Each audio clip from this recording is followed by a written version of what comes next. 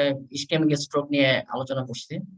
আমরা জানি যে স্ট্রোক মূলত দুই ধরনের, একটা হচ্ছে haemorrhagic stroke, ischemic stroke. Ischemic stroke নিয়ে আলোচনা হয়ে গেছে, এখন হেমোরেজিক স্ট্রোক এবং স্পেশাল একটা স্ট্রোক যেটা ভেনাস স্ট্রোক। আজকে এই তিনটা স্ট্রোক নিয়ে একটু কথা বলবো। তোমরা একটু ধৈর্য সহকারে শুনো, আমি অনেকগুলো টার্ম বেশি ছবি ইউজ করবো, কথা কম।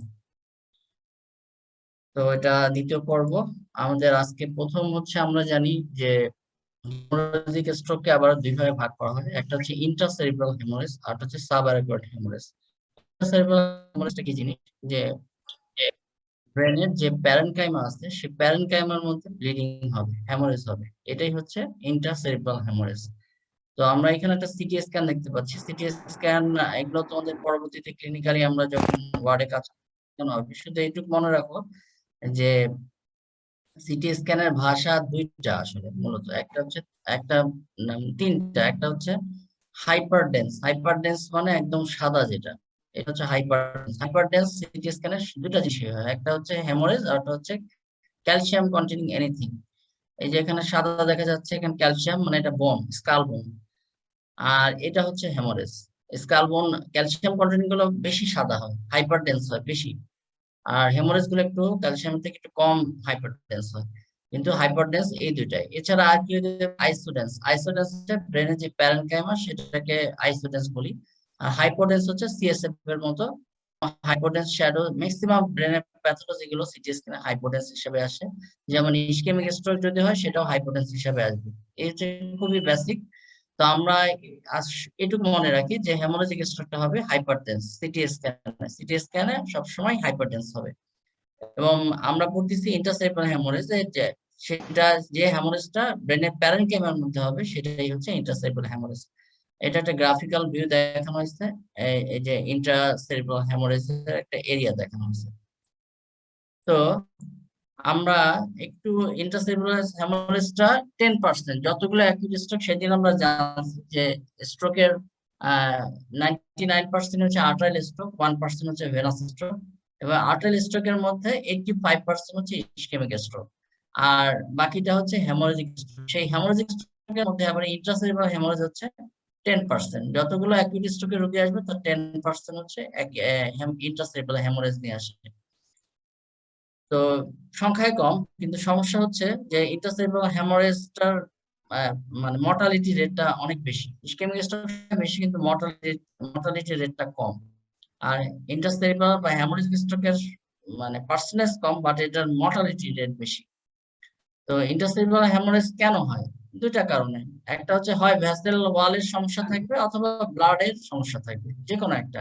ইন্টারসেরিব্রাল হ্যামোরেজের পিছনে হয় ভ্যাসেল ওয়াল, অথবা ভ্যাসেল ওয়াল দুর্বল, রাপচার হয়ে গেছে, ব্লিডিং হচ্ছে, অথবা ব্লাডের ব্লিডিং ডিসঅর্ডার, কোনো ধরনের ব্লাড ডিসক্রেশন বা ব্লিডিং ডিসঅর্ডার আছে, হয় প্লেটলেট কম অথবা প্রথম মিন টাইম প্রলং, হ্যাঁ, যে হয় abnormality in the blood vessel or blood itself। এটাই হচ্ছে ইন্টারসেরিব্রাল হ্যামোরেজের মেইন প্যাথোজেনেসিস।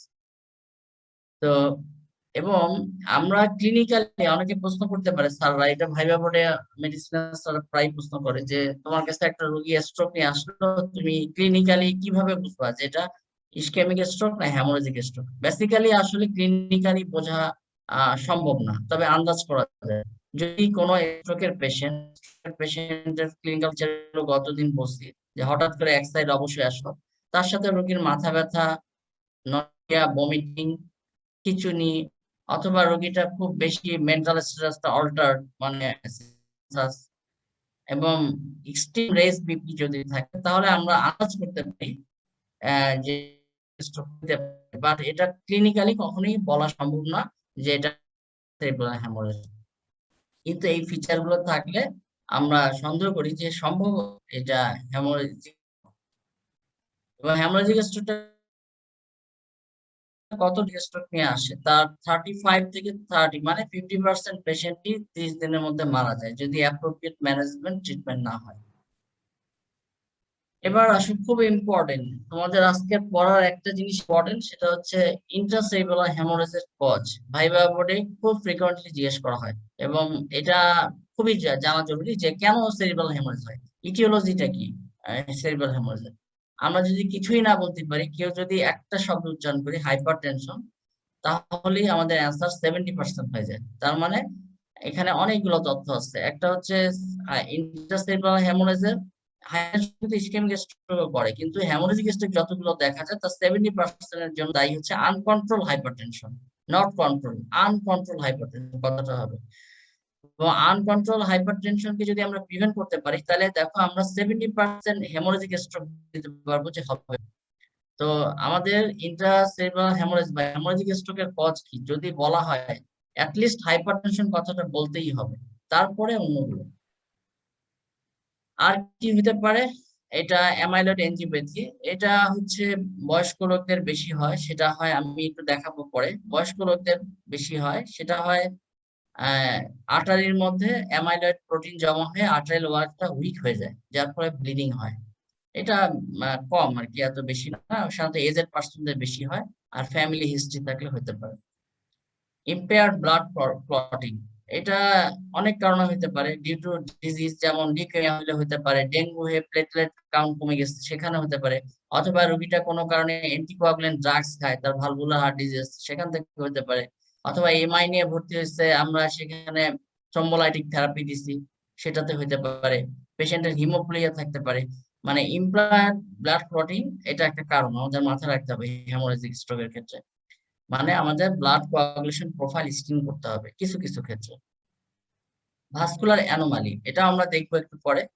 ব্রেনের সেরিব্রাল ভেসেলের কিছু ভাস্কুলার অ্যানোমালি কনজেনিটালি হতে পারে, বা এটার আননোন ইটিওলজি, যেমন হচ্ছে আর্টারি ভেনাস ম্যালফরমেশন, তোমরা হয়তো নাম শুনছো। তারপরে ক্যাভার্নাস হেমানজিওমা, এটা পেপিলারি টিউমার, এটা হয় প্রায়। এগুলো ক্ষেত্রেও ব্রেনে সেরিব্রাল হ্যামারেজ হতে পারে, ইন্টারসেরিব্রাল হ্যামারেজ হতে পারে।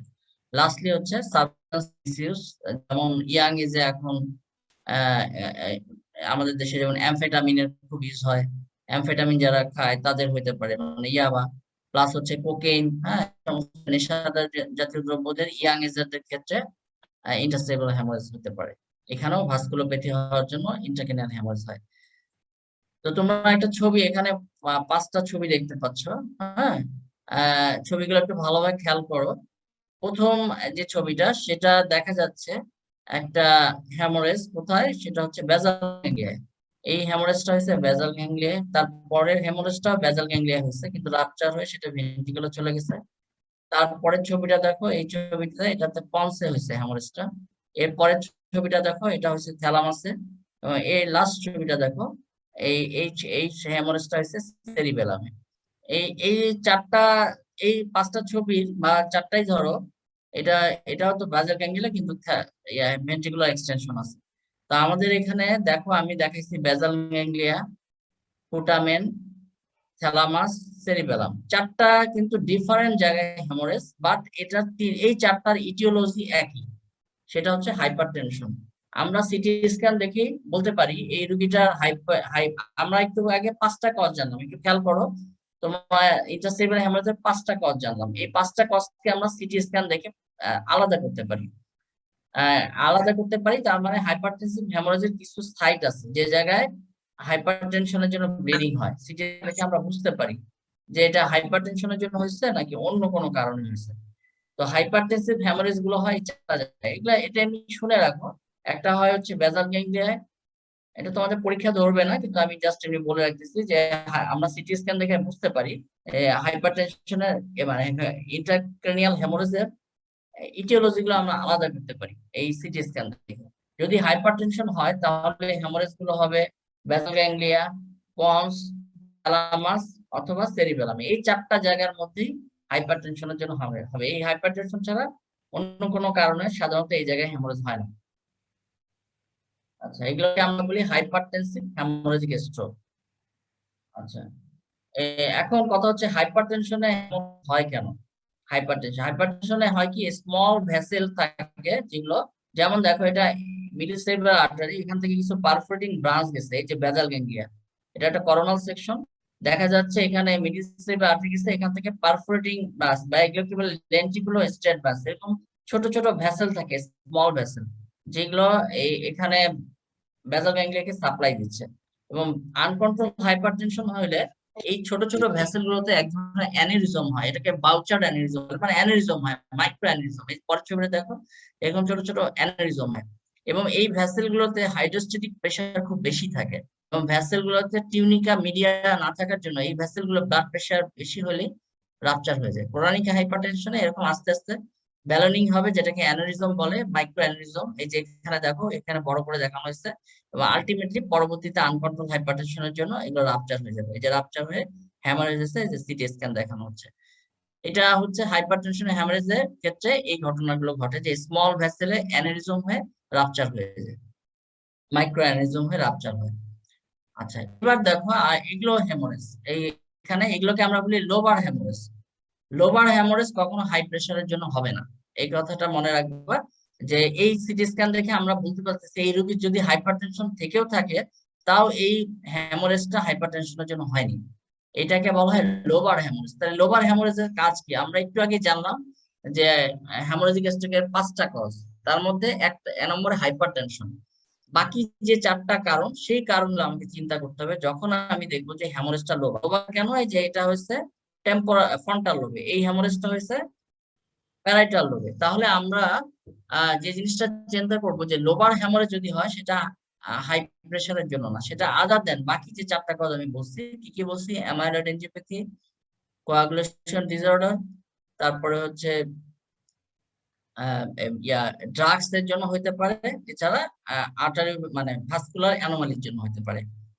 তো আমরা যখন লোবার হ্যামোরেজ দেখবো তখন বুঝবো যে এটা হাইপারটেনশনের জন্য না। ঠিক আছে, এগুলোকে আমরা লোবার হ্যামোরেজ বলি। লোবার হ্যামোরেজের কাজ হাইপারটেনশন বাদ দিয়ে বাকি যে কজগুলো বলছি সেগুলোতে হয়। এটা তোমাদের খুব একটা দরকার নেই। এটা দেখাইছে অ্যামাইলয়েড এনজিওপ্যাথি কিভাবে হয়। দেখা যাচ্ছে যে বয়স্কদের অথবা ফ্যামিলিয়াল কারণে হয় অ্যামাইলয়েড, বিটা অ্যামাইলয়েড প্রোটিন বেশি তৈরি হয়, সেটা ভ্যাসেলের গায়ে লেগে যায়, সেরিব্রাল ভ্যাসেলের গায়ে। সেটাকে আবার ডিস্ট্রয় করে অ্যাস্ট্রোসাইট এবং ম্যাক্রোফেজ, যার ফলে ভ্যাসেল ওয়াল গুলো উইক হয়ে যায়, আলটিমেটলি ব্লিডিং হয়। এটা অ্যামাইলয়েড এনজিওপ্যাথির প্যাথোজেনেসিস। এই যে দেখানো হয়েছে অ্যামাইলয়েড এনজিওপ্যাথি, এখানেও লোবার হ্যামোরেজ হবে। এই যে এখানে রাপচার হয়ে লোবার হ্যামোরেজ। এই ছবিটা দেখানো হয়েছে, এটা একটু খেয়াল করো। আমি এখন ভাস্কুলার অ্যানোমালি নিয়ে কথা বলতেছি। ভাস্কুলার অ্যানোমালি জিনিসটা কি আমরা কি জানি? আমরা জানি প্রথমে আর্টারি থাকবে, আর্টারি থেকে ক্যাপিলারিতে ব্লাড যাবে, ব্লাড ক্যাপিলারি থেকে ভেনে ড্রেন করবে। কিন্তু আর্টারি ভেনাস ম্যালফরমেশন হচ্ছে এমন একটা ডিফর্মিটি, ভাস্কুলার ডিফর্মিটি, এটা কনজেনিটাল, কনজেনিটালি মূলত, মোস্টলি হেরিডিটারি বা কনজেনিটাল। সেখানে যেটা হয় যে দেখো, আর্টারি থেকে ক্যাপিলারি ফর্ম হচ্ছে, কিন্তু ক্যাপিলারি থেকে আবার আর্টারি ফর্ম হচ্ছে, তারপরে সেটা ভেইনে ড্রেন করছে। অথবা দেখো, আর্টারিটা সরাসরি ক্যাপিলারি ছাড়াই ভেইনে ড্রেন করছে। এই জিনিসটাকে বলা হয় আর্টারিও ভেনাস ম্যালফরমেশন। এবং এক্ষেত্রেও লোবার হ্যামোরেজ হয়। এবং এগুলোর খুব ভালো ট্রিটমেন্ট আছে, আমরা একটু পরে আলোচনা করব। আচ্ছা, আর একটা জিনিস বলছি, ক্যাভার্নাস এনজিওমা বা হেমানজিওমা। এই যে এখানে দেখো একটা ক্যাপিলারি টিউমার আছে, ক্যাপিলারি ভেসেল আছে, এই হেমানজিওমা। এটা এটা এখান থেকেও ব্লিডিং হতে পারে, এটাকে ক্যাভার্নাস ম্যালফরমেশন। তাহলে আর্টারি ভেনাস ম্যালফরমেশন আর ক্যাভার্নাস ম্যালফরমেশন, এই দুটো হচ্ছে ভাস্কুলার অ্যানোমালির মধ্যে পড়বে। এখন আমাদের ইন্ট্রাসেলুলার হেমোরেজের প্যাথোজেনেসিসটা কি হয়? যেটা হয় যে এক্সপ্লোসিভ এন্ট্রি অফ ব্লাড, হঠাৎ করে ব্লাড এন্ট্রি করে ব্রেন প্যারিকাইমেতে, যার ফলে নিউরনের ইমিডিয়েট ফাংশন বন্ধ হয়ে যায়। কেন বন্ধ হয়? 2টা কারণে, একটা ব্লাডের টক্সিক ইফেক্ট, আর হচ্ছে ব্লাডের কারণে নিউরনের মধ্যে সেপারেশন তৈরি হয়, এর ফলে ফাংশন ইম্পেয়ার্ড হয়। আর পরবর্তীতে কি হয়, হেমাটোমাটা একটা একটা কি হচ্ছে, একটা মাস ইফেক্ট তৈরি করতেছে। আমাদের হেমোরাজিক স্ট্রোক হলে সাধারণত প্রথম 6 ঘন্টা খারাপ হয়, তারপরে 3 দিনের যে 3 দিনের দিনে গিয়ে রোগী আবার খারাপ হয়। প্রথম 6 ঘন্টার মধ্যে খারাপ হয় কারণ প্রথম 6, এই ছবিটা দেখো তোমরা, এটা একটা হ্যামাটোমা, মাঝখানে যে যেটা, এটা হচ্ছে হ্যামাটোমা। প্রথম 6 ঘন্টার মধ্যে হয় কি, এই হ্যামাটোমাটা বড় হয়। এবং হ্যামাটোমা যখন বড় হবে, বা হ্যামাটোমাটা কি করতেছে, ইন্ট্রাক্রেনিয়াল প্রেশারটা বাড়ায় দিচ্ছে। ঠিক আছে, যার ফলে ব্রেনের অন্যান্য টিস্যু গুলো কম্প্রেস থাকতেছে। এবং কিছু কিছু ক্ষেত্রে ব্রেন যখন জায়গা হবে পাবে না, তখন উইক পয়েন্ট, যেমন ব্রেনের হার্নিয়েশন হবে। মূলত ফোরামান ম্যাগনাম দিয়ে হার্নিয়েশন হবে, আরটা হবে টেন্টোরিয়াল হার্নিয়েশন, যার ফলে পেশেন্ট রেসপিরেটরি ডিস্ট্রেসে রোগী মারা যাবে। তো একটা হ্যামোরেজ যখন হয় প্রথম 6 ঘন্টা প্রথমে হেমাটোমাটা বড় হয়, এবং 6 ঘন্টা পর রুগী যদি সার্ভাইভ করে যায় 3 দিনের দিকে রুগী আবার খারাপ হয়, কারণ এই হেমাটোমার পাশে যে পাতলা যে একটা হালকা কালারের ইয়ে দেখছে, এটা হচ্ছে পেরিলেশনাল ইডেমা। হ্যামোরেজের ফলে ইডেমা তৈরি হয়, এই ইডেমার ফলে রুগী আবার 3 দিনের দিনে খারাপ হয়। তো সোজা কথায় আমার হ্যামোরেজটা একটা মাস ইফেক্ট তৈরি করতেছে, হ্যামোরেজ উইথ পেরিলেশনাল ইডেমা, যেটা আমার ব্রেনের ইন্ট্রাক্রেনিয়াল প্রেসার বাড়ায় দিচ্ছে, একই ব্রেন হার্নিয়েশন করে লাইফকে এন্ডেঞ্জার করতেছে। তো আমরা একটা হেমোরেজিক স্ট্রোকে ইনভেস্টিগেশন কি করব? একই কথা, ইনভেস্টিগেশনের প্ল্যান হচ্ছে টু কনফার্ম দ্য ডায়াগনোসিস। আমরা একটা সিটি স্ক্যান করব অলওয়েজ হেমোরেজিক স্ট্রোকের ক্ষেত্রে, বা যে কোনো অ্যাকিউট স্ট্রোকের ক্ষেত্রে সেদিন বুঝলাম choice of investigation is CT scan, কারণ সিটি স্ক্যানে হ্যামোরেজ আমরা খুব দ্রুত বুঝতে পারি, সময় কম লাগে। তো আমরা এখানে ইনভেস্টিগেশন প্ল্যান দুইটা, একটা হচ্ছে আমরা কনফার্ম দ্য ডায়াগনোসিস এর জন্য একটা সিটি স্ক্যান করব, আর আমরা সিটি স্ক্যান করে বুঝবো যে এটা কি আসলে হ্যামোরেজিক হাইপারটেনশনের জন্য নাকি অন্য লোবার হ্যামোরেজ। যদি হাইপারটেনশনের জন্য হয় তাহলে আমরা আগে যে রুটিন ইনভেস্টিগেশন এগুলো তো করবোই, তাহলে আমাদের আর কোনো পরীক্ষা নিরীক্ষা দরকার নেই। কিন্তু লোবার হ্যামোরেজ হলে আমরা দেখবো যে রুগীর বা আমাদের অ্যান্টিকোয়াগুলেন্ট ড্রাগস ফর হিস্ট্রি আছে কিনা, বা অন্য কোনো অসুখ আছে কিনা, সেগুলো মোট কথা কোয়াগুলেশন প্রোফাইলটা করতে হবে। আর কিছু কিছু ক্ষেত্রে যদি আর্টারি ভ্যালভাস ম্যালফরমেশন বা ভাস্কুলার এলিমেন্ট চিন্তা করি, তাহলে সেটা পরীক্ষা করতে হবে, দ্যাট ইজ এনজিওগ্রাফি। তাহলে এই 3টা টেস্ট আমরা করব। আমরা একটা স্ট্রোক চিন্তা করলে তো সিটি স্ক্যান করি, সেখানে বুঝতে পারতেছি এটা হেমোরেজিক স্ট্রোক কিনা। আর দেখে যদি মনে হয় যে না এটা লোবার হ্যামোরেজ এবং তার ব্লিডিং ডিসঅর্ডার আছে, তাহলে আমরা কোয়াগুলেশন প্রোফাইল স্ক্রিনিং অ্যাটলিস্ট প্রথম মিড টাইম এপিডিটি প্লেটলেট কাউন্ট এগুলো আমরা করি। আর যদি মনে হয় যে এটা তাহলে আমরা এনজিওগ্রাফি, এনজিওগ্রাফি বিভিন্ন ধরনের আছে। প্রথম ক্লাসে বলছি সিটি স্ক্যান দ্বারা করা যায় যেটাকে বলে সিটি এনজিওগ্রাম, এমআরআই দ্বারা করা যায় যেটাকে বলে এমআর এনজিওগ্রাম বা এমআরএ। আর হচ্ছে ডিজিটাল সাবট্রাকশন এনজিওগ্রাফি, এটা হচ্ছে আমাদের হার্টের এনজিওগ্রাম যেভাবে করা হয় সেরকম একইভাবে ইনভেসিভ প্রসিডিউর, ব্রেনে সরাসরি ডাই দিয়ে এটা একটা মেশিনে, এমআরআই মেশিনের মাধ্যমে, সিটি স্ক্যান মেশিনের মাধ্যমে দেখা হয়। তো আমাদের ইন্ট্রাক্রেনিয়াল হ্যামোরেজের ক্ষেত্রে এই কটা ইনভেস্টিগেশন করতে হবে। এখানে দেখো তোমাদের একটু আগে বললাম এটা একটা সিটি এনজিওগ্রাম।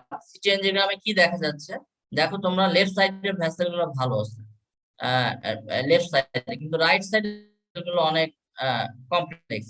আসলে এটা হচ্ছে একটা আর্টারিও ভেনাস ম্যালফরমেশন। এটা আমাদের একটা পেশেন্টের সিটি স্ক্যান করে সন্দেহ হলো যে না এটা আর্টারিও ভেনাস ম্যালফরমেশন হতে পারে, তখন আমরা সিটি এনজিওগ্রাম করলে যে এরকম ফাইন্ডিংস পাইতে পারি। আর হচ্ছে এটাও ওই ভাস্কুলার ম্যালফরমেশন চিন্তা করে করা হয়েছিল, যে এমআরআই করা হয়েছে, এমআরআই তো অনেক সময় বোঝা যায় এরকম। আর এটা ডিজিটাল সাবট্রাকশন এনজিওগ্রাফি, যেখানে দেখা যাচ্ছে পরিষ্কার দেখা যাচ্ছে এখানে একটা ক্যাপিলারি আছে এবং এখানে কানেকশন আছে, এটা হচ্ছে একটা আর্টেরিওভেনাস ম্যালফরমেশন। এখন আমরা ম্যানেজমেন্ট কি করব? স্ট্রোকের জেনারেল ম্যানেজমেন্ট আগের দিনে আমি আলোচনা করছি, সেই এখানে কোনো ডিফারেন্স নাই, কিছু কিছু ডিফারেন্স আছে। যেমন ফ্লুইড ম্যানেজমেন্টের ক্ষেত্রে হেমোরেজিক ইসকেমিক স্ট্রোকের ক্ষেত্রে আমি বলছিলাম যে 2 থেকে 2.5 লিটার মতো ফ্লুইড লাগে, কিন্তু হেমোরেজিক স্ট্রোকের ক্ষেত্রে আমরা ফ্লুইডটা কম রাখি যাতে প্রেসারটা কম থাকে, এখানে 1 থেকে 1.5 লিটার রাখা হয়। আর হেমোরেজিক স্ট্রোকের ক্ষেত্রে এখানে একটা কথা, এর আগের দিন আমি তোমাদেরকে অনেক জোর দিয়ে বলছি যে ইসকেমিক স্ট্রোকের ক্ষেত্রে আমরা 1 উইকস ব্লাড প্রেশার কমাবো না, কেন সেটা ব্যাখ্যা করছি। আর হেমোরেজিক স্ট্রোকের ক্ষেত্রে ব্লাড প্রেশার নিয়ে কথা হচ্ছে যে এখানেও আসলে ব্লাড প্রেশার ইন্টারভেনশন খুব একটা জরুরি না, যদি না সেটা হাইপারটেনসিভ হেমোরেজিক স্ট্রোক হয়। যদি হাইপারটেনসিভ হেমোরেজিক হাই প্রেশারের জন্য হেমোরেজিক স্ট্রোক হয়, সেখানে অবশ্যই আমাদের ব্লাড প্রেশারটা কমায় 140/90 এর নিচে নিয়ে আসতে হবে। হ্যাঁ, আর আর কি টার্গেট আমাদের, যেহেতু হ্যামোরেজ হলে ইন্ট্রাক্রেনিয়াল প্রেসার বেড়ে যায়, আমাকে ইন্ট্রাক্রেনিয়াল প্রেসারটা বাড়াইতে হবে। কিভাবে? মেডিকেলি বাড়াইতে কমাইতে পারি, সার্জিক্যালি। মেডিকেলি আমরা ম্যানিসল, ডেক্সামেথাসোন এগুলো দিয়ে আমরা রেস্ট আইসিপি কমানোর চেষ্টা করি। এছাড়া আরো অনেক মেথড আছে। আমরা রুগীটাকে 30 ডিগ্রি অ্যাঙ্গেলে করে শোয়াই রাখি, আমরা রুগীর হাইপার ভেন্টিলেশন করি, অনেক সময় হাইপারটনিক সলিউশন দেওয়া হয়। এগুলো সবগুলো হচ্ছে মেডিকেল ম্যানেজমেন্ট। তাতেও যদি না হয়, নিউরো সার্জিক্যাল ইন্টারভেনশন করে আমরা ভেন্টিকুলার ড্রেন দিতে পারি। তারপরে সেদিন বলছিলাম ডিকম্প্রেসিভ হেমিক্রেক্টমি, ব্রেনের খুলিটা এক সাইডে খুলে রেখে প্রেশারটা কমানোর চেষ্টা করা হয়। আরেকটা জিনিস যে হেমোরেজিক স্ট্রোকের ক্ষেত্রে খিঁচুনি বা কনভালশনটা খুব কমন। হয়, মোটামুটি বেশ ভালোই হয়, ইসকেমিক স্ট্রোকের তুলনায় অনেক বেশি হয়। এবং যেখানে কনভালশন থাকবে সেখানে আমরা এন্টি কনভালসেন্ট ইউজ করব। এগুলো জেনারেল। অবশ্যই কিছু স্পেসিফিক ম্যানেজমেন্ট আছে। যেমন একটা রোগীর ওয়ারফারিন পায়, তার ওয়ারফারিন পেয়ে আইএনআর অনেক বেড়ে গেছে, এখানে আমাকে তো সার্জারি অন্য কিছু চিন্তা করার আগে ব্লিডিং ডিসঅর্ডারটা স্টপ করতে হবে। সেক্ষেত্রে আমরা ওয়ারফারিনের অ্যান্টিডট ইউজ করি, যেমন ভিটামিন কে। তারপরে যদি ধরো যে কোনো পেশেন্টের ডেঙ্গু প্লেটলেট কাউন্ট কমে গেছে, হেমোরেজ হচ্ছে, এখানে অবশ্যই আমাকে অ্যান্টিপ্লেটলেট প্লেটলেট ট্রান্সমিশন দিতে হবে। তো এরকম আমাদের ব্লিডিং ডিসঅর্ডার থাকলে সেটা কারেকশন করতে হবে। এটা হচ্ছে সেই ক্ষেত্রে স্পেসিফিক ম্যানেজমেন্ট। আর নিউরোসার্জিক্যাল ইন্টারভেনশন লাগে কিছু কিছু ক্ষেত্রে, যদি ধরো যে অনেক বড় বড়, যেমন এই ছবিটা দেখো, নিউরোসার্জিক্যাল ইন্টারভেনশন। এটা কিন্তু একটা হাইপারটেনসিভ হেমোরেজ। কেন বললাম? কারণ এটা সেরিবেলামই আছে। সেরিবেলাম হচ্ছে একটা ছোট্ট জায়গা। এখানে যদি হেমোরেজ হয়, সামনে ব্রেন স্টেম থাকে, এক নম্বর হচ্ছে এই হেমোরেজটা ব্রেন স্টেমকে কম্প্রেস করবে, যার ফলে আমাদের ব্রেন স্টেমের ভাইটাল সেন্টার যেগুলো রেসপিরেটরি, কার্ডিয়াক, এগুলো কম্প্রোমাইজ হয়ে পেশেন্ট মারা যাবে। তো আমরা এই ক্ষেত্রে আরেকটা জিনিস হয় এখানে, জায়গাটা ছোট থাকার জন্য এই যে হাইড্রোক্যাফালাস ডেভেলপ করে, অবস্ট্রাকটিভ হাইড্রোক্যাফালাস, যেখানে এখানে ফোর্থ ভেন্ট্রিকল থাকে এবং সেরিব্রাল লিকুইডাক্ট থাকে, যার ফলে এটা কমপ্রেসড হওয়ার কারণে হাইড্রোক্যাফালাস ডেভেলপ করে এবং সেক্ষেত্রে রোগীর রেস্ট টাইপসিপি হয়ে রোগী মারা যাবে। তো আমাদের এটা নিউরোসার্জিক্যাল ইন্টারভেনশন এই ক্ষেত্রে করতে পারি। এক হচ্ছে আমরা ব্লাডটাকে ড্র করতে পারি, নিউরোসার্জিক্যাল অ্যাসপিরেট করতে পারি, অথবা এখানেও এই পিছনের অক্সিপিটাল বোনটা খুলে রাখতে পারি, যার ফলে সামনের কম্প্রেশন যাবে না। এগুলো হচ্ছে নিউরোসার্জিক্যাল ইন্টারভেনশন। এবার আসি আরেকটা এন্ডোভাস্কুলার ইন্টারভেনশন সম্বন্ধে দু একটা কথা। কিছু কিছু ক্ষেত্রে এন্ডোভাস্কুলার ইন্টারভেনশন করতে হয়। কোন ক্ষেত্রে? যেমন হচ্ছে তোমাদের একটু আগে বলা হলো, ভাস্কুলার ম্যালফরমেশন যদি থাকে বা ভাস্কুলার অ্যানোমালি থাকে, সেক্ষেত্রে endovascular treatment is the drug of choice. এবং এন্ডোভাস্কুলার ইন্টারভেনশন, নিউরোসার্জিক্যাল ইন্টারভেনশন তো করবে নিউরোসার্জন, কিন্তু এন্ডোভাস্কুলার ইন্টারভেনশন করে ইন্টারভেনশনাল নিউরোলজিস্ট। যেমন তোমাদের একটু আগে বললাম, প্রথমে এই ছবিটা দেখো, এই ছবিটা দেখি যেহেতু এটা লোভার হ্যামোরেজ অনেক বড়, এবং আমাদের অবশ্যই এখানে মনে হচ্ছে যে এটা কোনো ভাস্কুলার অ্যানোমালি আছে কিনা। এটার জন্য আমরা ডিএসএ করছি। ডিএসএ করে দেখো এই জায়গায় আমরা একটা ভাস্কুলার অ্যানিমি, এটা আর্টারি ভাস ম্যালফরমেশন পাইছি। পরবর্তীতে এই ভেসেলের ভিতর দিয়ে আমরা এখানে গ্লু দেওয়া হয়। গ্লু দিয়ে যে আর্টারি এবং ভেনাস যে কানেকশনটা সেটা বন্ধ করে দেওয়া হয়। এই যে পরের এই ছবিটাতে সেটা দেখানো হয়েছে। এবং তার পরের ছবিটা দেখো, ডি নম্বর, এটাতে দেখো এখানে কোনো অ্যানোমালিটা নাই, ভাস্কুলার অ্যানোমালিটাকে ড্যামেজ করে দেওয়া হয়েছে। এখানে কানেকশন গুলো, আর্টারির যে কানেকশন গুলো, এগুলো এক ধরনের গ্লু পাওয়া যায়, সেই এন্ডোভাস্কুলার টেকনিকে গ্লু দিয়ে এই এই তোমার হচ্ছে অ্যানোমালিটাকে ক্লোজ করে দেওয়া হয়েছে।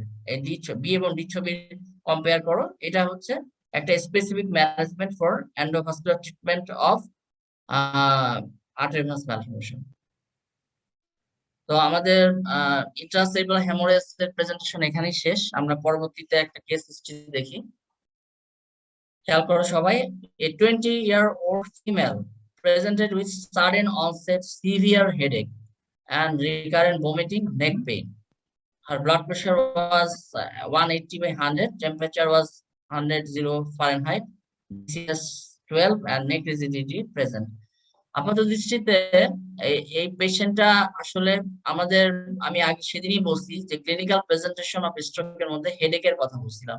হেডেক, আমাদের স্ট্রোকের পেশেন্ট হেডেক নিয়ে আসতে পারে, এবং হেডেক নিয়ে আসলে আমরা ভয় পাই, সব থেকে বেশি ভয় পাই যে এটা সাবঅ্যাকুট হেমোরেজ কিনা। সাবঅ্যাকুট হেমোরেজের পেশেন্ট এরকম পরিমাণ হেডেক নিয়ে আসবে যে বলবে যে এরকম, এটাকে বলা হয়, তোমার নাম শুনছো, থান্ডার ক্লাব হেডেক, মানে মাথায় মনে হয় বজ্রপাত পড়লো। থান্ডার ক্লাব হেডেক, এবং রোগী অনেকেই বলে যে এরকম মাথা ব্যথা আমার জীবনে হয়নি। তো এইরকম ধরনের মাথা ব্যথা নিয়ে যে রোগী আসে, আমরা অবশ্যই ভয় পাই এবং সেই পেশেন্ট গুলোকে অবশ্যই ইভালুয়েট করতে হয়। তো এখানে কেস হিস্ট্রিতে দেখো, রোগীটার বয়স কম এবং ফিমেল পেশেন্ট, এবং এখানে অনসেটটা হচ্ছে সাডেন সিভিয়ার হেডেক, এবং হেডেকের অ্যাসোসিয়েটেড ফিভার, বমি হচ্ছিল, তার নেক পেইন ছিল, এবং রোগীর প্রেশারটাও বেড়ে গেছে, এবং আমরা নেক রিজিডিটি পাইছি, এবং এটাকে আমরা অনেকটা মেনিনজাইটিস এর সাথে মিল পাই। কিন্তু এটার অনসেটটা খুবই দ্রুত হয়, মেনিনজাইটিস তো আগে জ্বর আসে তারপর এটা হয়। তো এটা প্রিভিয়াসলি জ্বরের হিস্ট্রি থাকে না, সাডেন হেডেক দিয়ে শুরু হয়, সিভিয়ার হেডেক। তো এটা হচ্ছে সাবআরকান হেমোরেজ একটা একটা পেশেন্ট। তো সাবআরাইনাল হেমোরেজ সম্বন্ধে কথা হচ্ছে, আমাদের যতগুলো অ্যাকিউট স্ট্রোক আসে তার 5% সাবআরাইনাল হেমোরেজ, এবং এটার ইনসিডেন্স হচ্ছে প্রতি লাখে 6 জন, 6/1 লাখ। এবং ওমেন বেশি এফেক্টেড হয়, মোর কমনলি, বেশি না মোর কমনলি, মেলের যে হয় না তা না, মেলেরও অনেক হয়, তো কমনলি ফিমেল পেশেন্ট বেশি পাওয়া যায়। এবং এটা সাধারণত 65 এর আগে হয়। অন্যান্য স্ট্রোক গুলো, ইসকেমিক এবং হ্যামোরেজিক স্ট্রোক গুলো সাধারণত 65 এর পরে হয়। এখানে দেখা যাচ্ছে যে সাবার্ন হেমোরেজটা আর্লি এজের ক্ষেত্রে হয়, এবং এটার মর্টালিটি খুব হাই। একটা সাবার্ন হেমোরেজের পেশেন্ট আসা যদি 100টা আসে, 30টাই 24 ঘন্টার মধ্যে মারা যাবে। হয় এর 15টা মারা যাবে হসপিটালে আসার আগে, আর বাকি 15টা মারা যাবে হসপিটালে আসার 24 ঘন্টার মধ্যে। খুবই নটোরিয়াস একটা কন্ডিশন সাবার্ন হেমোরেজ। এবং এর যদি কোনো পেশেন্ট বেঁচে যায়, তার যদি স্পেসিফিক ট্রিটমেন্ট না করি, তাহলে এই পেশেন্টটা রিব্লিডিং 40% হবে প্রথম মাসেই, এবং তারপরে প্রতি বছর পর 3% চান্স বাড়বে, এবং আলটিমেটলি আনট্রিটেড সাবার্ন হেমোরেজের 2 বছরের পরে কোনো পেশেন্ট বেঁচে থাকবে না। সো কোনো পেশেন্ট যদি সাবার্ন হয়, তার স্পেসিফিক ম্যানেজমেন্ট অবশ্যই করতে হবে। এবং সাবার্ন হেমোরেজের সব থেকে ডেঞ্জারাস কারণ যেটাতে মারা যায়, সেটা হচ্ছে স্যাকুলার বা বেরি অ্যানেরিজম। আমি দেখাচ্ছি, বেরি অ্যানেরিজম গুলো সার্কেল অফ উইলিসের থেকে উঠে। 85% কজই হচ্ছে বেরি অ্যানেরিজম। এই ছবিটা দেখো, এটা হচ্ছে সার্কেল অফ উইলিস, অ্যান্টেরোসেরেব্রাল আর্টারি, দুইটার কানেকশন হচ্ছে অ্যান্টেরিয়র কমিউনিকেটিং। তোমরা দেখো অ্যান্টেরিয়র কমিউনিকেটিং আর্টারি এবং অ্যান্টেরোসেরেব্রাল জাংশন গুলোতে এই অ্যানেরিজম গুলো ডেভেলপ হয়। সব জাংশন গুলো দেখো, সব জাংশন গুলো। এবং অ্যানেরিজম সব থেকে বেশি তৈরি হয় anterior communicating artery. Second most common হচ্ছে posterior communicating artery. Third most common হচ্ছে মিডিল সেরেব্রাল আর্টারি। তো এরকম অ্যানেরিজম হয়। অ্যানেরিজম বলতে সেই ব্লাড ভেসেলের যে 3টা ওয়াল থাকে, সেই ওয়াল গুলো এখানে ডেফিসিট হয়, একটা ওয়াল হয়ে যায়। এই হাইপার টেনশন বলো, বিভিন্ন কারণে, বিশেষত আনকন্ট্রোল হাইপার টেনশনের কারণে অ্যানেরিজম। এছাড়া কনজেনিটাল কিছু কারণ আছে, যেমন পলিসিস্টিক কিডনি ডিজিজ যাদের থাকে তাদের হয়। এছাড়া কিছু কানেকটিভ টিস্যু ডিজিজ আছে, যেমন ইলার ড্যানলস সিনড্রোম, সেখানে আমাদের ভাস্কুলার কানেকটিভ টিস্যু গুলো উইক থাকে, সেক্ষেত্রে এগুলো হইতে পারে। তো এবং ফ্যামিলি হিস্ট্রিতেও রান করে, যদি কারো বাবার হয়ে থাকে সাবআরাকান হেমোরেজ, তার ছেলেরও হইতে পারে। ফার্স্ট ডিগ্রি রিলেটিভ রিস্কটা বেশি।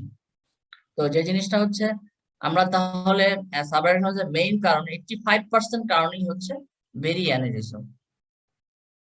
আচ্ছা, এরপরে আমরা এখন সিটি স্ক্যান দেখবো, যে এটা কিন্তু সাবআরাকান স্পেস, এটা হচ্ছে সাবআরাকান হেমোরেজের এরকম সিটি স্ক্যান পাওয়া যাবে। সেখানে ইন্ট্রাক্রেনিয়াল বা প্যারেনকাইমাল কোনো হেমোরেজ থাকবে না, হেমোরেজ গুলো থাকবে তোমার হচ্ছে সাবআরাকানয়েড স্পেসে থাকবে। সাবআরাকান স্পেস মানে এখানে যেমন সিস্টার্ন থাকে ব্রেনের নিচের দিকে, অথবা ফিশার গুলোতে আমরা ব্লাড পাবো।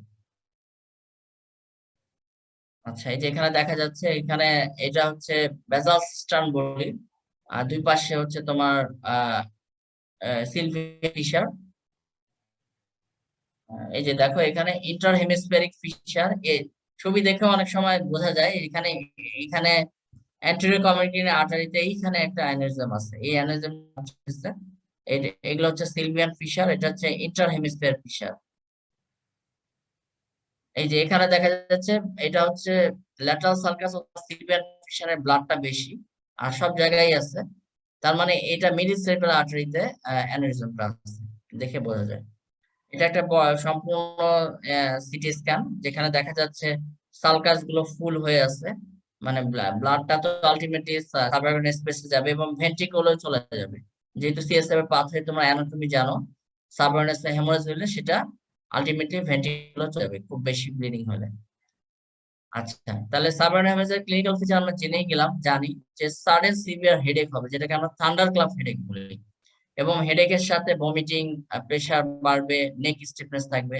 এবং অনেক সময় পেশেন্ট কমা নিয়ে আসতে পারে। কমা নিয়ে যে পেশেন্ট গুলো আসে, সেগুলো প্রগনোসিস খুবই খারাপ। এক্সামিনেশন করে আমরা কি পাবো, রোগী খুব ডিস্ট্রেস থাকবে, ইরিটেবল থাকবে, পেশেন্টের ফটোফোবিয়া থাকে, নেগেটিভ পাবো। অনেক সময় ফোকাল সাইন হিমিপ্যারেসিস নিয়ে আসতে পারে, অ্যাফাসিয়া নিয়ে আসতে পারে। এবং পোস্টেরিয়র কমিউনিটি আর্টারিতে অ্যানিউরিজম থাকলে থার্ড ক্রেনিয়াল নার্ভ লস নিয়ে আসতে পারে। ফান্ডোস্কোপিতে আমরা হেমোরেজ পেতে পারি, সাবহাইলাইট হেমোরেজ। এই হচ্ছে ক্লিনিক্যাল ফিচার। এখন ইনভেস্টিগেশন ফর সাবআরাকান হেমোরেজ। তো আমরা যদি কোনো পেশেন্টের থান্ডার ক্ল্যাপ, আবার বলছি যে every 8 patient with thunder clap headache, probably one patient is suffering from subarachnoid haemorrhage. So কেউ যদি প্রচন্ড মাথা ব্যথা নিয়ে আসে, খুব তীব্র বলা যায় এরকম, এবং তার যদি নেগলিজিটি থাকে বা নাও থাকে, তাও আমাকে এই পেশেন্টটাকে ইভালুয়েট করতে হবে যে আপনি তাড়াতাড়ি করে মেডিকেলে ভর্তি হন অথবা ডাক্তারকে দেখান। এবং সেক্ষেত্রে অথবা আমরাও একটা সাথে সাথেই বলবো যে আপনি একটা সিটি স্ক্যান করেন। ঠিক আছে, সিটি স্ক্যান সব থেকে ভালো টুল। সাধারণত 90% সাবআরবান হেমোরেজ সিটি স্ক্যানে আসে এবং উইদিন মিনিটস এর মধ্যেই আসে। তো এমার্জেন্সি সিটি করবো এনি থান্ডারক্লাপ হেডেক করে, আমরা বললাম যে 90% ক্ষেত্রে আমরা সাবআরবান হেমোরেজ সিটি স্ক্যানই পাবো। কিন্তু 10% ক্ষেত্রে সাবআরবান হেমোরেজ হওয়া সত্ত্বেও সিটি নেগেটিভ হতে পারে, খুব কম, এটা খুবই কম, 10% যদিও বলছে পাওয়া যায় কিন্তু কম পাওয়া যায়। সেক্ষেত্রে আমাদের করণীয় কি? কারণ আমরা তো প্রচন্ড মাথা ব্যথা নেগলিজিবিলিটি আছে, এইটুকুই যথেষ্ট সাবআরবান হেমোরেজ ডায়াগনোসিস বা সন্দেহ করার জন্য।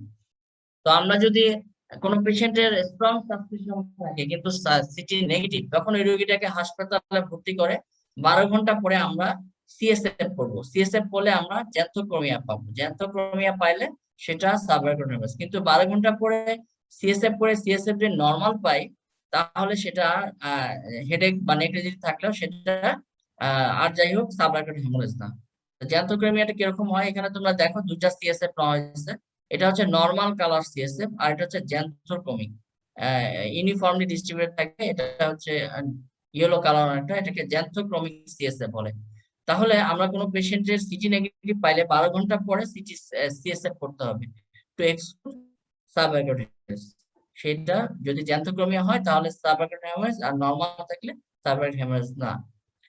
আর পরবর্তীতে ডায়াগনোস হওয়ার পরবর্তীতে আমরা একটা প্রথমে সিটি এনজিওগ্রাম করি, সিটি স্ক্যান মেশিনে ঢুকায় ব্রেনের, আমরা ডাই দিয়ে দেখি যে কোনো অ্যানিউরিজম আছে কিনা। এখানে দেখো, এখানে এই যে ব্যাসিলার আর্টারির মধ্যে অ্যানিউরিজম হচ্ছে, যে ব্যাসিলার টপ অ্যানিউরিজম বলে, ব্যাসিলার আর্টারিতে অ্যানিউরিজম হচ্ছে। এটা হচ্ছে সিটি এনজিওগ্রামে দেখা যাচ্ছে। আচ্ছা, সাবআরবান হেমোরেজের কমপ্লিকেশন কি হতে পারে? অবশ্যই রিব্লিডিং। রিব্লিডিং প্রতি 7 দিনে রিস্ক বাড়তেই থাকে আস্তে আস্তে। মানে আমরা যদি সাবআরবানের এই অ্যানোরিজম যদি ক্লোজ না করি, সেই এটা রিব্লিডিং হবেই, এবং বললাম 2 বছরের মধ্যে রোগী বাঁচবে না। এরপরে হতে পারে কি হাইপোনাট্রিমিয়া হতে পারে। এই কমপ্লিকেশন গুলো অনেক সময় ধরা হয় কারণ সাবআরবান হেমোরেজের পেশেন্ট ওয়ার্ডে ভর্তি থাকে। তো আমাদের এই 4টা কমপ্লিকেশন অবশ্যই বলতে হবে। একটা হচ্ছে রিব্লিডিং হতে পারে, 2 নম্বর হচ্ছে হাইপোনাট্রিমিয়া হতে পারে। হাইপোনাট্রিমিয়া হয় কারণ ব্রেনে কোনো ইনফেকশন, যে কোনো ধরনের ইয়া হলে সিয়াদ হয়, সিনড্রোম অফ ইনঅ্যাপ্রোপ্রিয়েট এডিএস, যার ফলে ডাইলিউশনাল হাইপোনাট্রিমিয়া হয়। ব্লাডে ভলিউম বেড়ে যায়, ভলিউম বাড়ায়, সোডিয়াম ঠিকই থাকে কিন্তু রিলেটিভলি সোডিয়াম কমে যায় ভলিউম বাড়ার জন্য। এডিএস সিক্রেশনের জন্য ভলিউম বাড়ে কিন্তু সোডিয়ামটা ডাইলিউট হয়ে যায়, এর ফলে হাইপোনাট্রিমিয়া হয়।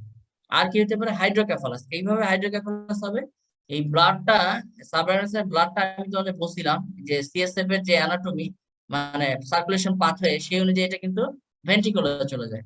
ভেন্ট্রিকুলে চলে গেলে ভেন্ট্রিকুলার সবচেয়ে ন্যারোয়েস্ট পাথওয়ে হচ্ছে সেরিব্রাল লিকুইড, এটা ব্লক হয়ে অথবা অনেকগুলো হেমোরেজ থেকে ব্লক হয়ে হাইড্রোকেফালাস ডেভেলপ করতে পারে। এই যে দেখো ভেন্ট্রিকল গুলো ডাইলেটেড হয়ে গেছে। এবং হাইড্রোকেফালাস ডেভেলপ করলে অবশ্যই এই রোগীকে একটা ট্রিটমেন্ট হচ্ছে নিউরোসার্জিক্যাল ইন্টারভেনশন করে আমরা ভেন্ট্রিকুলার ড্রেন দিই। ভেন্ট্রিকুলার ড্রেন না দিলে এই রোগীটা মারা যাবে। এরপরে হচ্ছে ডিলেড সেরিব্রাল ইসকেমিয়া, এটা একটু বুঝতে হবে। 4 নম্বরটা একটু বুঝতে হবে যে ডিলেড সেরিব্রাল ইসকেমিয়া, এক হেমোরেজ হচ্ছে সেখানে আবার ইসকেমিয়া কিভাবে হচ্ছে, এই জিনিসটা একটু বুঝতে হবে। এটার জন্য এই ছবিটা একটু খেয়াল করো তোমরা। ডিলেড সেরিব্রাল ইসকেমিয়া সাধারণত 3rd ডে তে শুরু হয়, 3 দিনের দিনে শুরু হয় সাবআরবান হেমোরেজ, এবং 3 সপ্তাহ পর্যন্ত, 3 সপ্তাহ পর রিজলভ হয়ে যায়। এখানে যে জিনিসটা তোমরা একটু খেয়াল করো, সাবআরবানে আমাদের প্লায়াল ভেসেল গুলো থাকে, আমাদের ব্লাড ভেসেল গুলো থাকে, সেরিব্রাল ভাস্কুলার ব্লাড ভেসেল গুলো থাকে, এবং ব্লাডের টক্সিক ইফেক্টের জন্য তোমরা এখানে খেয়াল করো, এই জায়গায় ব্লাডের টক্সিক ইফেক্টের জন্য ভেসেল গুলো ভ্যাসো কনস্ট্রিকশন হয়ে যায় সেরিব্রাল ভেসেলের। এবং যার ফলে হয় কি, যে জায়গায় ভ্যাসো কনস্ট্রিকশন হয় তার ডিস্টালি যে কর্টেক্স গুলো আছে এগুলোতে ব্লাড সার্কুলেশন কমে যায়, এবং খুব বেশি ভ্যাসো কনস্ট্রিকশন হলে সেই জায়গায় আবার ইনফেকশনও হয়, মানে মরার পর খাড়া গায়। হেমোরেজ হয়েছে, হেমোরেজ হওয়ার পরে আবার ভ্যাসোস্পাজম হয়, ইনফেকশনও হয়। তো আমাদেরকে এই কমপ্লিকেশন গুলো প্রিভেন্ট করতে হবে। তো এই কমপ্লিকেশন প্রিভেন্ট করার জন্য আমরা কতগুলো কাজ করি। একটা হচ্ছে রোগীটাকে ফ্লুইড অনেক বেশি দেই, যার ফলে হিমোডাইলেশন হয়ে হিমোডাইলেশন হয়, 1 নম্বর। 2 নম্বর হচ্ছে এই রোগীটাকে আমরা আহ প্রেসারটা বেশি রাখি, ফ্লুইড দেওয়ার ফলে হাইপারটেনশন হয়। আর এখানে সেরিব্রাল ভ্যাসো স্পেসিফিক ভ্যাসোডাইলেটর আছে, ক্যালসিয়াম চ্যানেল ব্লকার আছে, যেটা নিমোডিপিন নামে পাওয়া যায়, সেটা দিই। কারণ যাতে তার মানে এই ভ্যাসোস্পাজম প্রিভেন্ট করতে গেলে আমাকে কি করতে হবে, আমাকে সেরিব্রাল ভ্যাসো স্পেসিফিক ভ্যাসোডাইলেটর নিমোডিপিন ইউজ করতে হবে। প্রেসারটা বেশি রাখতে হবে, প্রেসার বেশি রাখলে ফ্লোটা ভালো থাকবে। 3 নম্বর হচ্ছে হিমোডাইলিউশন করে, যে সাবঅ্যাকুয়াস যে ব্লাডটা আছে সেটাকে পাতলা করে ফেলতে হবে। তা আমাদের এটাই হচ্ছে ডিলেড সেরিব্রাল ইসকেমিয়া। তাহলে এই 4টা কমপ্লিকেশন নিশ্চয়ই বোঝা গেল। আচ্ছা, এরপরে আমরা ম্যানেজমেন্টে চলে যাই। সাবঅ্যাকুয়াস ম্যানেজমেন্ট। ম্যানেজমেন্ট কি, জেনারেল ম্যানেজমেন্ট আগের মতোই। আর এখানে আমি একটা 3 বলি, 3H। এখানে হাইপার টেনশন, ব্লাড প্রেশার বেশি রাখতে হবে, কেন সেটা বলা হলো। হাইপার নেট্রিমিয়া রাখতে হবে, যেহেতু ব্লাড প্রেশার কমে যায়, মানে সোডিয়াম কমে যায়। এবং ফ্লুইড বেশি দিতে হবে প্রেশার বেশি রাখার জন্য। এবং ব্লাড প্রেশার কমানো যাবে না, অ্যাটলিস্ট 160/100 এর উপর রাখতে হবে। এবং ফ্লুইড অনেক বেশি লাগবে। এই আমরা দেখছি যে ইসকেমিক স্ট্রোকে 2 থেকে 2.5 লিটার, এখানে 3 থেকে 3.5 লিটার ফ্লুইড দিই। এক্সট্রা সোডিয়াম সাপ্লিমেন্ট দিই, কারণ কি আসলে মেনলি এখানে কারণ হচ্ছে সিয়াদে কিন্তু ম্যানেজমেন্ট হচ্ছে আমাকে ফ্লুইড রেস্ট্রিকশন করতে হবে। কিন্তু এখানে ফ্লুইড রেস্ট্রিকশন করলে পেশেন্টের ক্ষতি বেশি হবে। এই জন্য যেহেতু সোডিয়াম ডাইলিউশন হয়ে গেছে, আমাকে সোডিয়ামটা বেশি দিতে হবে, পানির পরিমাণটা কমানো যাবে না। আর নিমোডিপিন কেন দিব একটু আগে বললাম। আর অবশ্যই এগুলো হচ্ছে সাপোর্টিভ ম্যানেজমেন্ট, কিন্তু রুগীকে অবশ্যই রুগীকে স্পেসিফিক ম্যানেজমেন্টের জন্য পাঠাইতে হবে। যদি অ্যানোরিজম থাকে, নাহলে এই পেশেন্ট 2 বছরের মধ্যেই মারা যাবে। স্পেসিফিক ম্যানেজমেন্ট 2 ভাবে করা যায়, একটা নিউরোসার্জনরা করে আর একটা হচ্ছে ইন্টারভেনশন নিউরোলজিস্টরা করে। নিউরোসার্জনরা যেটা করে, এই যে অ্যানিউরিজম যেটা থাকে সেটাকে ক্লিপিং করে দেয়, খুবই ভালো পদ্ধতি। বাট সমস্যা হচ্ছে এখানে একটা একটা মেজর সার্জারি, ব্রেনটা ওপেন করতে হয়, পুরা ওপেন করে ক্লিপ বসাইতে হয়। আর এখন লেটেস্ট ইয়া হচ্ছে টেকনিক, এন্ডোভাস্কুলার টেকনিক কিছুই না, ফিমোরাল আর্টারিতে একদম ব্রেনের ভিতর চলে যায় ক্যাথেটার দিয়ে। এই যে এটা অ্যানিউরিজমের ভিতরে কয়েল ঢুকাই দেওয়া হয়, প্লাটিনাম কয়েল। কয়েল ঢুকাই দিলে কিছুক্ষণের মধ্যে থ্রম্বোসিস হয়ে এই অ্যানিউরিজমটা নষ্ট হয়ে যাবে। এটা এখন সব থেকে বেশি করা হয় এবং এটা সেফ, এবং রোগী দিনে দিনে বাড়ি চলে যেতে পারে। আচ্ছা, আমাদের সাবআরবান হেমোরেজ এখানে শেষ। আর একটা কেস হিস্ট্রি আমরা দেখি, সেটা হচ্ছে 35 ইয়ার ফিমেল পেশেন্ট, এটাও ফিমেল পেশেন্ট, বয়স কম, presented with sudden onset severe headache. ইনিও হেডেক নিয়ে আসছে এবং তারও recurrent vomiting but convulsion and alter consciousness নিয়ে একটা পেশেন্ট আসছে। এবং পেশেন্টের কিন্তু হিস্ট্রি দিচ্ছে সে ওসিপি খাইতো, ওরাল কন্ট্রাসেপটিভ পিল খাইতো। এবং she felt unwell while working in the field. গরম ওয়েদারের মধ্যে সে মাঠে যখন কাজ করতেছিল, হঠাৎ করে তার এই প্রচন্ড মাথা ব্যথা হয়, হিস্ট্রি নিয়ে দেখা গেল। এবং তার ব্লাড প্রেশারটা কিন্তু বেশ কম, এবং পেশেন্টটাকে ডিহাইড্রেট অবস্থায় পাওয়া গেছে। এবং তার কিন্তু নেক রিজিডিটি নাই, এবং ফান্ডোস্কোপিতে আবার প্যাপিলেটমা আছে। তা একটা জিনিস দেখো, এর আগেরটা সাবঅ্যাকুয়াল হ্যামারেজেও মাথা ব্যথা, এটাও মাথা ব্যথা, কিন্তু এখানে কিছু বেসিক ডিফারেন্স আছে। 1 নম্বর হচ্ছে পেশেন্টের হচ্ছে তোমার আহ কনভালশনটা সাধারণত ইয়া ভেনাস স্ট্রোকে বেশি হয়। আরেকটা জিনিস হচ্ছে বিপি ওটাতে বেশি ছিল, এটাতে কম। এছাড়া নেক রিজিডিটি অ্যাবসেন্ট। হ্যাঁ, বাকি সব কাছাকাছি। আরেকটা হচ্ছে পেশেন্টটা খুব ডিহাইড্রেটেড। এটা this is a case of venous stroke, that is. তাহলে আমরা বুঝলাম যে স্ট্রোকের মধ্যে 2টা স্ট্রোক মূলত হেডেক বেশি নিয়ে আসে। একটা হচ্ছে সাবঅ্যাকুয়াল হেমোরেজ, আর হচ্ছে ভেনাস স্ট্রোক। আর আর ইন্ট্রাসেলুলার হেমোরেজও আসতে পারে। তো আমাদের এই পেশেন্ট গুলো খুব মিস হয়, কারণ হচ্ছে এই রোগীগুলো যেটা হচ্ছে হেডেক নিয়ে আসে, এবং সিটি স্ক্যান এদের নর্মাল থাকে, সপ্তাহে সিটি স্ক্যান নর্মাল থাকে, এবং হিস্ট্রিটা খুব ভালোভাবে নিই। তো যে জিনিসটা হচ্ছে যে আমরা আহ এটা হচ্ছে ভেনাস স্ট্রোক। ভেনাস স্ট্রোক কি জন্য হয়, সেরিব্রাল ভেনাস সাইনাস, যে সেরিব্রামে যে ভেনাস সাইনাস আছে সেগুলোর থ্রম্বোসিস হয়। যে সেরিব্রাল ভেনাস সাইনাস আমরা জানি যে ট্রান্সভার্স সাইনাস 2 পাশে থাকে, superior sagittal sinus, inferior sagittal sinus, straight sinus. হ্যাঁ, এগুলো হচ্ছে এই সাইনাস গুলো কোনোটা যদি ব্লক হয়ে যায়, সেটাই হচ্ছে ভেনাস স্ট্রোক। এবং এখানে পার্সেন্ট দেওয়া আছে, সব থেকে বেশি ভেনাস স্ট্রোক হয় ট্রান্সভার্স সাইনাসে।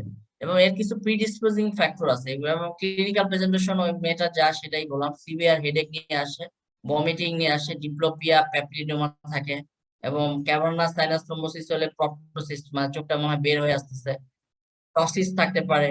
এবং এই রোগীগুলো সাধারণত খিঁচুনি সব থেকে বেশি নিয়ে আসে ভেনাস স্ট্রোকে, অন্য স্ট্রোক গুলোর তুলনায়। এছাড়াও হেপাটাইটিস অ্যাফাসিয়াও থাকতে পারে। এখন এই পেশেন্ট গুলোর কিছু প্রিডিসপোজিং ফ্যাক্টর থাকে, যেমন ডিহাইড্রেশন, ডায়রিয়া, ভমিটিং, এগুলো ক্ষেত্রে হতে পারে। এবং এই যে ভেনাস সাইনাস থ্রম্বোসিস যদিও ফিমেলদের হয়, মেল পেশেন্টেরও হতে পারে। আমার কাছে একটা ইয়াং ছেলে, কত 16-17 বছরের এক ছেলে আসছিল প্রচন্ড মাথা ব্যথা নিয়ে। তারপরে তার হিস্ট্রি নিয়ে দেখা গেল যে সে আগের দিন গরমের মধ্যে ফুটবল খেলছে। এরপরে সে বাসায় আসছে, এবার প্রচন্ড মাথা ব্যথা, সিটি স্ক্যান নরমাল ছিল, আসলে আলটিমেটলি সেটা ভেনাস সাইনাস থ্রম্বোসিস ছিল, ভেনাস স্ট্রোক ছিল। তো ডিহাইড্রেশন খুবই একটা ইম্পর্টেন্ট, এই আমরা ইভেন আমাদেরও হইতে পারে প্রচন্ড গরমে, এই জন্য সবাই পানি খাওয়া, কারণ যে কারোই হইতে পারে ভেনাস স্ট্রোক ডিহাইড্রেশনের জন্য প্রচন্ড। এবং ডিহাইড্রেশন হলেও মাথা ব্যথা হওয়ার কারণও এটা ব্লাডের ভিসকোসিটি বেড়ে যায়। প্রেগন্যান্সিতেও প্রচুর পেশেন্ট পাওয়া যায়।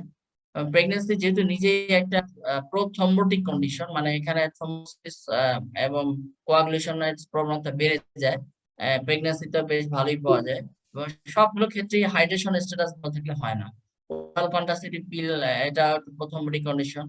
কোনো কারণে হাইপোটেনশন, ডায়রিয়া, ভমিটিং হইলে। এবং কিছু কিছু ক্ষেত্রে থ্রম্বোফিলিয়া, যেমন হচ্ছে তোমার প্রোটিন সি, এস এগুলো বেশি থাকলে, প্লেটলেট কাউন্ট অনেক বেশি থাকলে এগুলো হয়। কিছু কিছু কানেকটিভ টিস্যু ডিজিজ আছে যেমন এসএলই, এগুলোতেও হইতে পারে। আর তারপর হচ্ছে ইনফেকশন থেকেও হইতে পারে, সাইনোসাইটিস আছে, মেনিনজাইটিস আছে, সেখান থেকেও ইনফেক্টিভ থ্রম্বোফ্লেবাইটিস হয়েও ভেনাস সাইনাস থ্রম্বোসিস হইতে পারে। তো ভেনাস সাইনাস থ্রম্বোসিস কিভাবে বুঝবো? সিটি স্ক্যানে এটা বোঝা যায় না, তবে এক্সপিরিয়েন্স নিউরোলজিস্ট কিছুটা ধারণা করতে পারে। তখন একটা টেস্ট দেওয়া হয়, সেটাকে বলা হয় এমআরভি। এটা একটা এমআরআই, যেখানে ভেনোগ্রাফি, ম্যাগনেটিক রেজোন্যান্স ভেনোগ্রাফি বলা হয়, যেখানে সেরিব্রাল ভেইন গুলো দেখা যায়। তোমরা দেখো এই এই মহিলার ডান সাইডের ট্রান্সভার্স সাইনাসটা দেখা যাচ্ছে না, ঠিক আছে, বাম সাইডেরটা দেখা যাচ্ছে, তার মানে ডেফিনেটলি এই জায়গায় তার ফিলিং ডিফেক্ট থাকার জন্য এই জায়গায় থ্রম্বোসিস আছে। এবং এটার ইমিডিয়েট ম্যানেজমেন্ট করলে প্রগনোসিস খুবই ভালো। কি করি আমরা এখানে, যেহেতু থ্রম্বোসিস হয়েছে, এখানে আমরা অ্যান্টিকোয়াগুলেন্ট ব্যবহার করি। সরি, থ্রম্বোসিস না, এটা কোয়াগুলেশন হয়েছে, যার ফলে থ্রম্বোসিস হয়েছে, যার ফলে আমরা এখানে অ্যান্টিকোয়াগুলেন্ট ব্যবহার করি। কিছু কিছু ক্ষেত্রে অ্যান্টিবায়োটিক দেওয়া হয় যদি ইনফেক্টিভ কজ খুঁজে পাওয়া যায়। আর যেহেতু এই রোগীগুলো খিঁচুনির প্রবণতা খুব বেশি থাকে, সেক্ষেত্রে আমরা এখানে অ্যান্টিকনভালসেন্ট ইউজ করি। সো আজকে এখানেই শেষ তোমাদের স্ট্রোকের দ্বিতীয় পার্টে। তোমাদের আসলে আজকে পড়ায় আমি অনেক বক বক করছি, অনেক কিছু বলছি, সবকিছু ভুলে গিয়ে তোমাদের মনে রাখতে হবে স্ট্রোক ইন্ট্রাসেরিব্রাল হেমোরেজের ইটিওলজিটা কি। এটা ভাইবা বোর্ডে খুব ফ্রিকোয়েন্টলি ধরে, এবং 5টা কাজের মধ্যে অ্যাটলিস্ট হাইপারটেনশনটা যেন সবার সবসময় মনে থাকে, এবং বাকিগুলো মনে থাকবে ইনশাল্লাহ। আর সাবঅ্যাকুয়েট হেমোরেজ আর সেরিব্রাল ভেনাস সাইনাস থ্রম্বোসিস, বিশেষ করে সাবঅ্যাকুয়েট হেমোরেজটা একটু ভালো করতে হবে, এটা তোমার ভাইবা বোর্ডে জিজ্ঞেস করতে পারে, রিটেনেও আসবে। আর ভেনাস সাইনাস থ্রম্বোসিসও তোমাদের রিটেনে আসতে পারে। সেই হিসাবে আমি যতটুকু পড়াইলাম তোমাদের ডেভিডসন বেস করে, ডেভিডসন যা আছে একটু কি পড়বা তোমরা। তো অনেকক্ষণ হয়ে গেল তোমাদের, thank you for your kind attention. ঠিক আছে, কার কোনো প্রশ্ন আছে কিনা?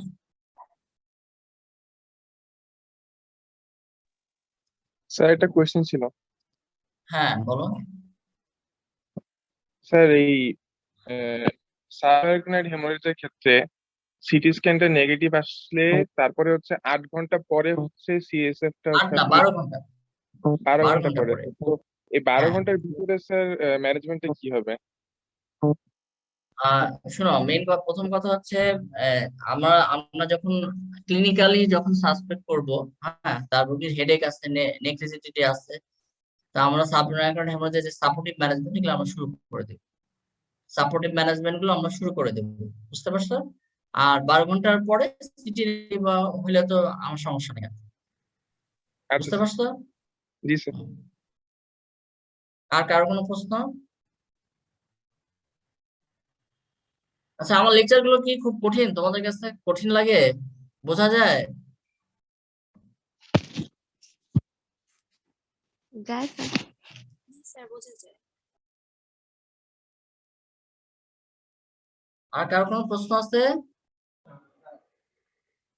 স্যার সিরিব্রাল হিমোরেসটা স্যার আপনার কি বেশি কনস্ট্রিকশন থাকলে বেশি হয় নাকি বেশি ডাইলেশন ক্ষেত্রে বেশি হয়? না, বুঝলাম না, সেরিব্রাল হেমোরেজটা কোনটা? হ্যালো, বেশি হ্যাঁ কনস্ট্রিকশন বলো তো, ক্ষেত্রে বেশি বুঝলাম। সিরিব্রাল হিমোরেসটা স্যার বেশি কনস্ট্রিকশন ক্ষেত্রে বেশি হয় নাকি বেশি ডাইলেশন ক্ষেত্রে বেশি হয়? ভ্যাসো সেরিব্রাল হেমোরেজটা কোন সেরিব্রাল হেমোরেজ? ইন্ট্রাক্রেনিয়াল? জি স্যার। আসলে তোমার প্রশ্নটা আমার কাছে ক্লিয়ার না, কারণ আমি কিন্তু ভ্যাসো কনস্ট্রিকশন, ভ্যাসো ডাইলেশন এগুলো এরকম টার্ম কোনো কিছু মানে ইউজ করিনি। হ্যাঁ, যেটা হচ্ছে যে ইন্ট্রাক্রেনিয়াল হেমোরেজের যে ইটিওলজি গুলো, সেগুলো হচ্ছে সবগুলোই বললাম তো। ইটিওলজি হচ্ছে হয় ভ্যাসেল ওয়ালের সমস্যা থাকবে, ডিফেক্ট হবে যে কোনো ভাবে, অথবা ব্লাড যে আছে, ব্লাডের কোনো ধরনের ডিসক্রিপশন থাকবে, বিশেষ করে ব্লিডিং টেন্ডেন্সি বেশি থাকবে, এই দুটাই। আর ভ্যাসো কনস্ট্রিকশনের যে কথাটা বললাম, এটা ডিলে সাবারেকনাল হেমোরেজের একটা কমপ্লিকেশন হিসাবে তোমার সাবআরআকনাল স্পেসে যে ব্লাড ভেসেল গুলো থাকে, যেহেতু ওখানে ব্লিডিং হয়, ব্লিডিং হওয়ার জন্য ব্লাড টক্সিক ইফেক্টের জন্য ওখানকার ভেসেল গুলো কনস্ট্রিকশন হয়, কনস্ট্রিকশন হয়ে তোমার ডিস্টালি ওই তোমার ইসকেমিয়া করতে পারে। হ্যাঁ, এই কথাই বলছি।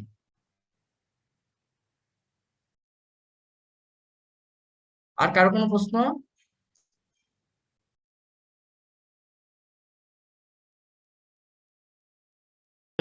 বেশি হয় আর কি অ্যানিউরিজমটা। হ্যাঁ, তো যাই হোক, আমি জেনে দরকার পরে জানাবো তোমাকে। হ্যাঁ, এটা ভালো প্রশ্ন করছো।